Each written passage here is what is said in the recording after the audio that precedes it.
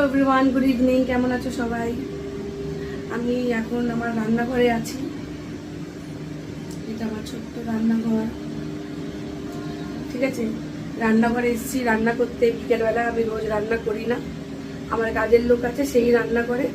কিন্তু আমার বর অনেক দিন ধরে লাউ মাংস খেতে চাইছে, মানে লাউ মাংস আলু দিয়ে রান্না করছি।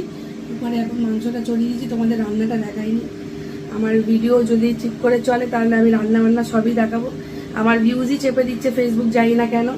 তো এই আমি এই যে লাউ কেটে রেখেছি, এই যে আলু, এই যে মাংস চড়িয়ে দিয়েছি।